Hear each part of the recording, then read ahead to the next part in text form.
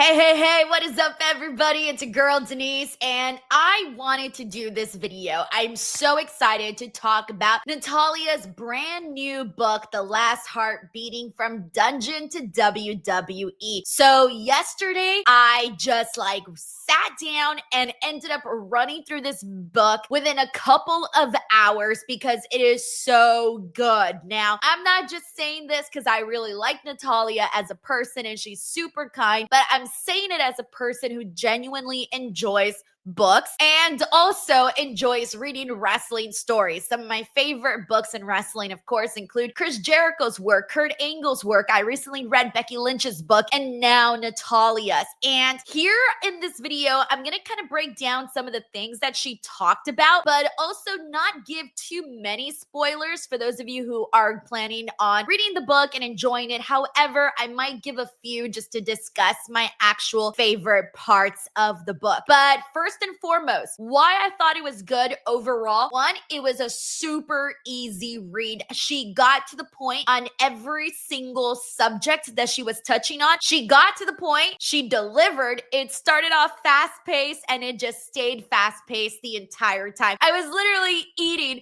and reading the book on my phone as I was just gobbling it all up. Anyways, both the food and the book. So here are some of the things that she touched on. First of all, she talked about what it was like to be Jim the Anvil Neidhart's daughter. And this is one subject that I think is honestly going to relate to a lot of people. So obviously not all of us grew up with a wrestling father in the 80s. You know, we didn't have that, right? I didn't have that, but I still think it was relatable because when it comes to family, nobody's family is pitch perfect, right? Everybody has some drama. Everyone, fights every now and then, or someone does something that you don't agree with, or someone's going down the wrong path, whatever that situation is. And that was one of the topics that she hit on, and she was very, very open and honest about her father and basically how his wrestling career affected who he was also outside of wrestling. And it's so deep. She talks about, all of these wrestlers that would come to her house and how there was these really cool moments, right? Where you were having the Macho Man, Andre the Giant, just to name a few of wrestlers that would come over to her house. But then also the dark side of it, which included the drugs, the painkillers, everything that involved, what a lot of us know that wrestlers did during that time. And the sad part was, though, that after her father passed away, Natalya learned and her family that he had CTE, which basically explained a lot of his behavior throughout her life. And this one was something that I found, it was difficult. I could imagine for her to put that out there for the public and for everyone to know, especially because she spoke about how she would always protect her father no matter what. She would protect him. But I feel that reading that, again, it was just relatable to know that sometimes you're just doing what you can to protect the people that you love and you're going through it. And sometimes it's going to impact you in negative ways. And sometimes it's going to build you up and make you a stronger person, or both, right? So that was part of what I really loved. And one of the things I also told Natty during her interview, which you guys can check out here on the channel, was that she, talked a lot about how her mom dealt with it and how her mom was always very grounded and always trying to, whenever they made good money, she always made sure that, hey, we're not going to splurge. We're not going to blow it on fancy clothes or a Rolex or anything like that. No, we are going to save. And she talked about everything she did for her father to try to save the family as well as the kids, which included Natalya and her sisters. I thought Natalya's mom was absolutely wonderful. Just seeing everything that she went through, how she never gave up on her husband and she always, did what she had to do to protect the family. That came through very nicely. Later in the book, Natalya did reveal that her mom didn't want to be a focal point in her book, but regardless, I think her strength and character still came out through Natalya's words. And again, it just felt so relatable because I think most of us know, or maybe we are that woman in our family, or a woman in your family that is just always constantly fighting and making sure that they do every single thing possible to, again, protect the family. family. So I loved that whole part of the book. Very, very honest. Another part that I really loved about the book was when she spoke about TJ. TJ's throughout the entire book. She's known him her entire life. But there was, some really happy moments with TJ and some very unfortunate moments with TJ. So the happy moments, I'll start there because, I loved it. It was actually my favorite part of the book. No matter what the ups and downs that Natalya went through, no matter what, she always had TJ there. Like, she's known him since she was a little girl. And he was the one that when she was kind of suppressing the feeling or hiding the feeling of wanting to be the first female wrestler in the Hart family, she was kind of, keeping that feeling under wraps. She wasn't telling anybody, but TJ was the one who first saw it in her, taught her first move, and it felt like a storybook romance. I mean, obviously it was, and you watched it played out in this book. You can tell how much TJ loves Natalya, and it was so sweet. I can't even, if you are a person that loves love stories, because that's one of my things. Like, I'm a Taurus, guys. I love romance. I live for that shit. Romance novels, romance movies, romance art, romance music, you name it, I live for it. So that aspect of the book I thought was beautiful because, again, she went through a lot both in her personal life and in her career, but that constant that was always there was TJ. So I think that's something that readers are going to love reading about in this book. Now, the sad part, though, which many of you guys know, is TJ's unfortunate injury that nearly left him paralyzed. Now, I had known about the injury, but I didn't know the details of what happened and just the nitty-gritty stuff, right? You're going to read this and you're going to go through a lot of emotions like sadness, anger, all of that, because basically she talks about how TJ wasn't supposed to wrestle Samoa Joe that night in a dark match. Like, this was a last minute thing. He found out 15 minutes before he was going to go out there, and he didn't want to go out there. He didn't want to go out there and do the match because he was like, I haven't had time to warm up. I have a routine. He's a wrestler's wrestler. Like, wrestlers are going to have their routines to take care of their bodies because it's a very physically demanding sport, right? TJ was basically forced to go out there by WWE and wrestle Samoa Joe because they really wanted to take a look at Samoa Joe then and there, which in hindsight, it's like, okay, they could have definitely done it another night, but in WWE and in pro wrestling, everything is so go, go, go, go, go that I guess they felt like,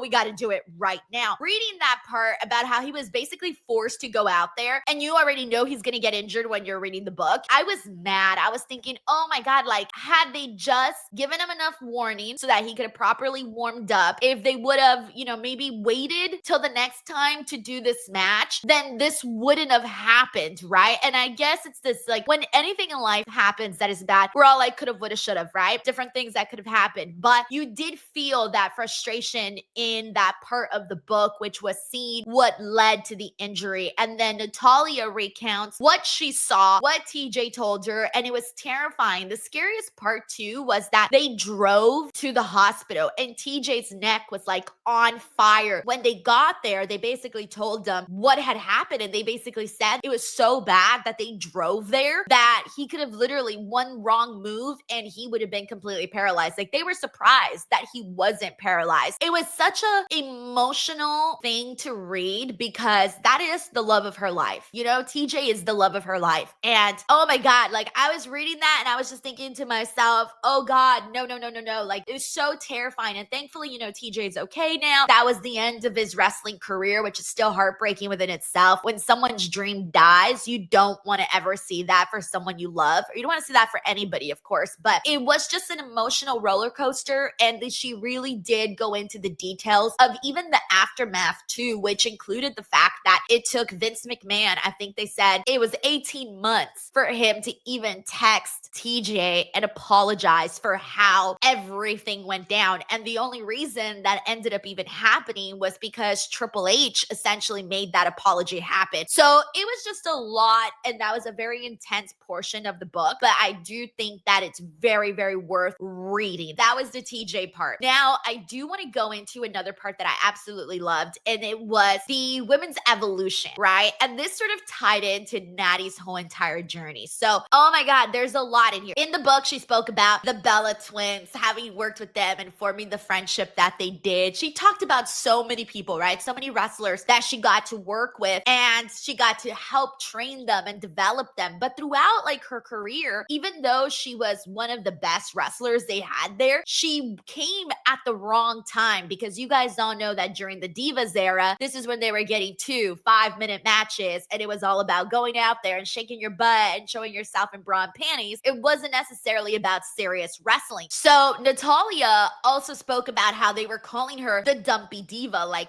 the powers that be Vince McMahon. He didn't like her look. He didn't like that she was a little heavier, that she was a little bit like not as glamorous as the other girls. And mind you, you're having Tori Wilson, Stacy Kleber, like those types of women. So Natalya, spoke about sort of feeling inferior to them. And that part was also relatable, especially from a female perspective, because I think as women, and I felt it my entire life, and now obviously, I'm grown and a little bit more mature, but when I was younger, when you would see other women that were more developed or prettier than you or skinnier than you, had bigger boobs than you, or whatever the situation was, it really truly makes you feel like shit, because you're like, fuck man, like I have all of these other qualities, but people mostly look at what you look like first. And so reading about Natalya and having to be in a place where, I'm comparing myself to everyday women. She's comparing herself to models and girls that are essentially pitch perfect, right? With flawless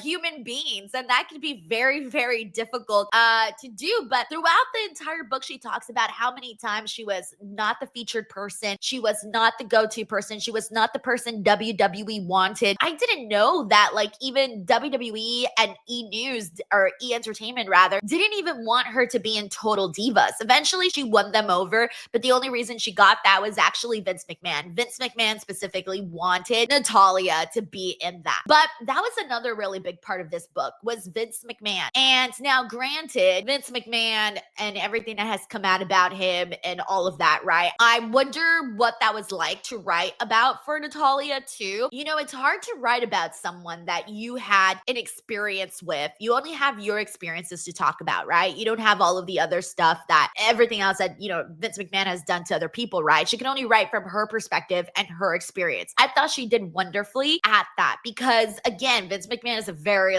complicated person to talk about, write about, all of that, right? And she, I thought, gave a lot of insight to what Vince McMahon is like, from when she would go pitching ideas to him, from how people would react around him, to how he would be when she would be in his office, to the interactions that they had. And he was a very complex individual. It was very interesting. And one of the topics that I I got up and I was like, oh my God, I cannot believe that she's kind of going through this. And it was the farting, the passing gas gimmick that they had Natalya do, where she was basically just passing gas, right? That was Vince McMahon's big idea for Natalya. That was the first big idea that he had for her, which, let's be real, guys. I know that in wrestling, you got to do stuff you don't like, but fuck, that would totally suck to do.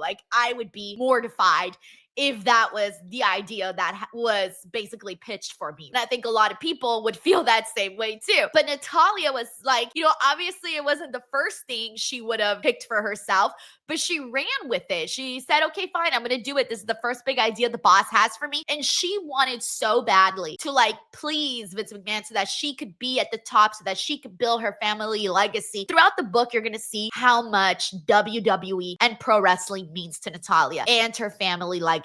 You got to understand how much it means to her, and you will when you read the book. When she's talking about how Vince McMahon pitched that idea for her, I thought, oh, hells no, right? But here's the thing though, they had told her there was going to be this big payoff, and she's thinking, oh my God, maybe this is going to lead to what I've been waiting for, a real shot, blah, blah, blah. She's really hoping for it. Turns out that the big payoff, the big idea, was that Vince McMahon wanted her to shit herself on TV. Guys, when I read that, when they told that to Natalya in the book, I was like, oh, hell's fucking no. They could not have her do this. This is so embarrassing. It just wasn't something that I thought was good, right? So she obviously didn't really want to do it, but she decided, okay, fine, that's what I have to do. It's my job, so I'm gonna. And she said yes. And I thought, oh my God, like what? But turns out that the fans on social media had spoken out about her character where she was passing gas and basically saying, we don't want to see this for the women. We don't like it. And Vince McMahon and the powers that be at WWE saw the fan reaction from that storyline and scrapped it. So she never had to shit her pants on TV, which is great, right? And what I learned from that was,